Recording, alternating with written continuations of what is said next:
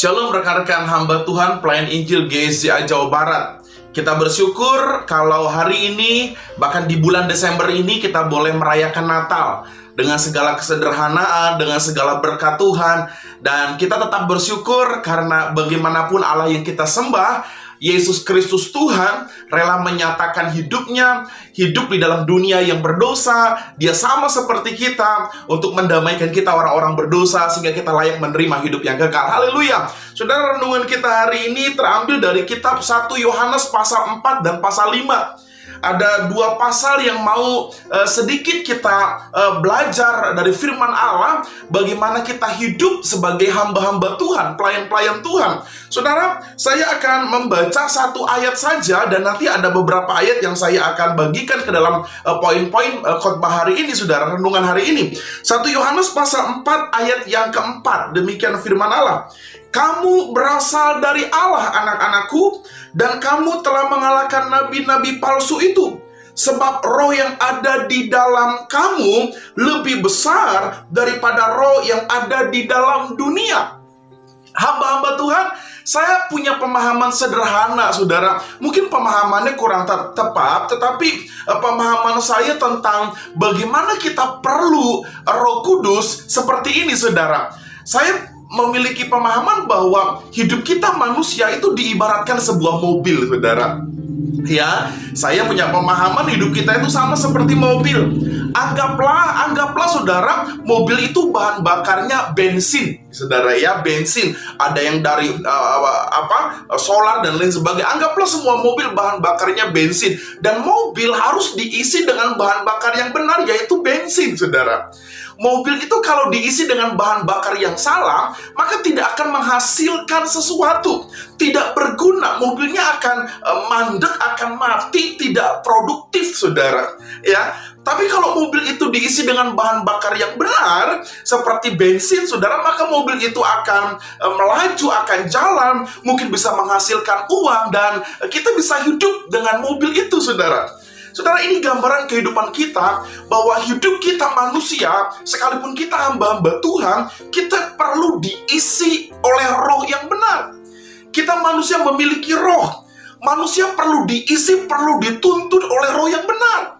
Saudara, kita tahu bahwa ada roh jahat, roh iblis. Kalau dalam kitab 1 Yohanes pasal yang keempat, itu roh yang menyesatkan. Tapi ada roh kebenaran atau Roh Kudus.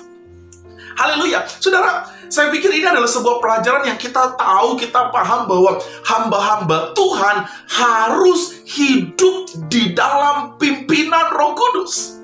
Hamba-hamba Tuhan harus hidup di dalam penyertaan Roh Kudus.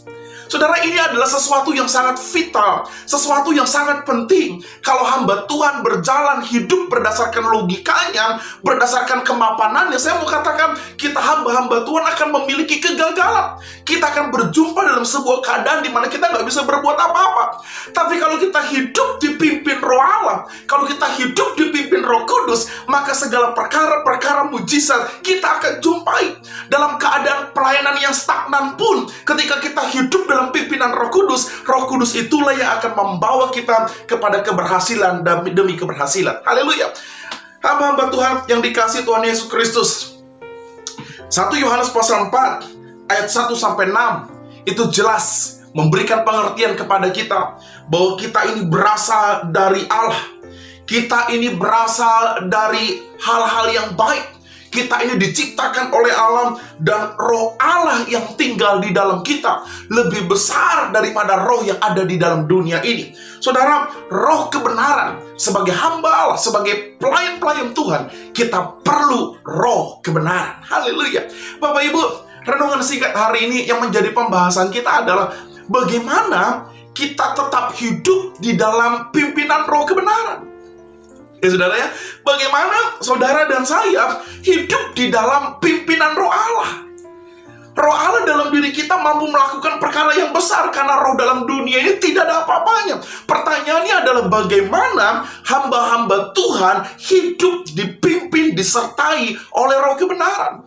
Saudara, saya hanya menulis ada 3 perkara saja, ada 3 perkara yang bisa kita lakukan sehingga roh kebenaran itu tetap menyertai hidup kita, tetap menyertai pelayanan kita, bahkan tetap memberkati kehidupan kita. Yang pertama saudara, kalau saudara perhatikan baik-baik 1 Yohanes pasal 4 ayat 7-21 itu jelas perikopnya Allah adalah kasih.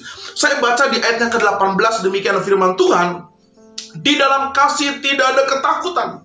Kasih yang sempurna melenyapkan ketakutan. Sebab ketakutan mengandung hukuman dan barang siapa takut, ia tidak sempurna di dalam kasih. Ayat 19, kita mengasihi karena Allah lebih dulu mengasihi kita. Ayat 20, jikalau seorang berkata aku mengasihi Allah dan ia membenci saudaranya, maka ia adalah pendusta. Karena barang siapa tidak mengasihi saudaranya yang dilihatnya, tidak mungkin mengasihi Allah yang tidak dilihatnya. Saudara, hamba-hamba Tuhan yang saya kasihi di dalam Yesus Kristus, yang pertama saya mencatat saudara, bagaimana kita hidup di dalam pimpinan roh Allah. Bagaimana kita bisa menikmati penyertaan roh kebenaran. Alkitab mencatat, mari sebagai hamba-hamba Allah, kita hidup di dalam kasih. Saudara, hidup di dalam kasih. Saya pikir hamba-hamba Tuhan jauh lebih paham tentang apa itu kasih. Kita mengerti kasih, namun ini jadi masalah sejauh mana kita merefleksikan kasih. Saudara, kalau kita melihat bagaimana karya Allah di dalam Yesus Kristus mau lahir ke dunia, bahkan dia hidup untuk mati, hanya menyatakan kasih kepada kita manusia yang berdosa, supaya kita bisa berdamai dengan Allah dan pada akhirnya kita menerima hidup yang kekal. Hamba-hamba Tuhan harus hidup di dalam kasih. Hamba Tuhan harus merefleksikan kasih. Hamba Tuhan tidak hanya mengkhotbahkan kasih saja. Hamba Tuhan tidak hanya sharing kasih saja, tapi hamba Tuhan harus bisa merefleksikan kasih di dalam segala hal yang mereka kerjakan. Saudara, saya seringkali berjumpa ya dengan jemaat-jemaat yang konflik satu dengan yang lain. Jemaat A dengan jemaat B, jemaat C dengan jemaat D. Saya mau lihat saudara, ada konflik, ada perselisihan, ada sesuatu yang belum diselesaikan. Tidak ada kasih dalam hal itu. Saudara, kalau kita kembali ke kitab 1 Korintus pasal 1, Rasul Paulus bilang kepada jemaat di Korintus, engkau adalah orang-orang yang tidak kekurangan dalam segala hal. Segala karunia ada di Korintus. Tapi di pasal 3 Paulus bicara, engkau seperti anak kecil, bukan makanan keras yang kuberikan, tapi susu. Kenapa saudara? 1 Korintus pasal 3 di sana jelas dikatakan ada perselisihan, ada konflik. Hamba-hamba Tuhan yang dikasih Tuhan Yesus, kalau engkau ingin menerima tuntunan karya Allah, engkau ingin menerima tuntunan Roh Kudus, maka yang pertama saya mau katakan, kita harus hidup di dalam kasih. Saudara, kasih bukanlah sesuatu yang gampang. Memang kalau kita melihat realita, bagaimana ketika hamba Tuhan disakiti, kita tetap harus mengasihi. Bagaimana ketika hamba Tuhan mungkin diperlakukan tidak adil, tidak dihargai, kita tetap harus mengasihi. Haleluya. Bapak Ibu, hamba-hamba Tuhan, mari kalau engkau ingin menikmati tuntunan roh Allah, hiduplah di dalam kasih. Yang kedua saudara, dalam 1 Yohanes pasal yang kelima, ayat 1 sampai yang kelima, itu judul perikopnya adalah iman mengalahkan dunia. Saudara, yang kedua, bagaimana kita bisa hidup dalam tuntunan roh kebenaran selain hamba Tuhan hidup di dalam kasih. Dalam ayat 1 sampai ayat 5, pasal 5, itu jelas bahwa hamba-hamba Tuhan harus memiliki iman yang sungguh kepada anak Allah. Kita hamba-hamba Tuhan harus punya iman yang betul-betul solid, iman yang betul-betul kokoh di dalam Yesus Kristus. Saudara, iman tidak hanya bicara mengenai percaya. Iman levelnya lebih tinggi daripada percaya. Iman adalah sebuah keyakinan pada saat kita tidak mendapatkan apa-apa, tapi dengan yakin bahwa Allah akan memberkati, itulah iman. Ketika engkau berkata, aku yakin Allah pasti menolong, tapi engkau belum melihat jawaban doa, itu adalah iman. Saudara, hamba Tuhan harus hidup di dalam iman. Saudara mungkin bertanya-tanya, iman seperti apa Pak Pendeta yang bisa saya kerjakan sehingga roh kebenaran menjadi bagian buat saya? Sudah perhatikan baik-baik di ayat yang kedua, pasal 5. Inilah tandanya bahwa kita mengasihi anak-anak Allah, yaitu apabila kita mengasihi Allah serta melakukan perintah-perintahnya. Haleluya. Orang yang beriman kepada Allah, Orang yang beriman kepada Yesus, maka dia melakukan perintah-perintahnya. Ada banyak perintah Allah dalam firman Tuhan dalam Alkitab yang seringkali tidak masuk dalam logika kita, tapi masuk dalam dimensi iman kita. Yang harus kita lakukan sebagai orang yang beriman adalah lakukan firman Allah. Haleluya. Bapak, Ibu, saudara-saudara sekalian, hamba-hamba Tuhan, saya rindu, kita dibimbing, kita disertai oleh roh kebenaran. Kita mendapatkan pewahyuan dari roh kebenaran. Hiduplah di dalam kasih. Yang kedua, jadilah hamba-hamba Tuhan yang punya iman yang teguh dengan tetap melakukan sabda firman Tuhan. Yang ketiga, saudara, dalam 1 Yohanes pasal 5 ayat yang ke-6 sampai yang ke-12, di sana judul parikop tentang kesaksian tentang anak-anak Allah. Saudara, kalau saudara ingin menikmati penyertaan roh kebenaran, selain kau hidup di dalam kasih, yang kedua, engkau hidup dalam iman yang sungguh kepada Allah, maka yang ketiga, hamba Tuhan harus memiliki kesaksian hidup yang benar. Hamba Tuhan, pelayan Tuhan harus memiliki kesaksian hidup yang benar. Kenapa, saudara? Karena kita melihat bagaimana Allah dimuliakan, Allah ditinggikan, Allah melakukan perkara-perkara ajaib dalam hidupmu, dan itu yang mau kita saksikan kepada orang lain. 1 Yohanes pasal yang ke-5 ayatnya yang ke-9 dan 10, saya baca buat saudara. Kita menerima kesaksian manusia, tapi kesaksian Allah lebih kuat. Sebab demikianlah kesaksian yang diberikan Allah tentang anaknya. Barang siapa percaya kepada anak Allah, ia mempunyai kesaksian itu di dalam dirinya. Sudah perhatikan baik-baik. Barang siapa tidak percaya kepada Allah, ia membuat dia menjadi pendusta, karena ia tidak percaya akan kesaksian yang diberikan Allah tentang anaknya. Hamba Tuhan, engkau punya kasih. Hamba Tuhan, engkau hidup dalam iman yang kokoh kepada Yesus Kristus. Dan yang ketiga, jika engkau ingin menerima pimpinan roh kebenaran, maka engkau harus memiliki kesaksian hidup yang benar. Ada Kristus dalam dirimu, ada Roh Kudus dalam dirimu. Mari pancarkan kesaksian iman yang benar, sehingga orang boleh melihat, sehingga orang boleh menyaksikan bagaimana ada Allah dalam kehidupanmu. Saudara, hamba Tuhan harus menjadi kesaksian yang benar. Hamba Tuhan harus jadi teladan. Ironis sekali kalau saya seringkali berjumpa dengan hamba-hamba Tuhan yang materialistis. Hamba-hamba Tuhan yang dikejar dengan materi. Hamba Tuhan yang mengejar materi. Saya tidak katakan bahwa hamba Tuhan tidak perlu uang. Kita perlu uang.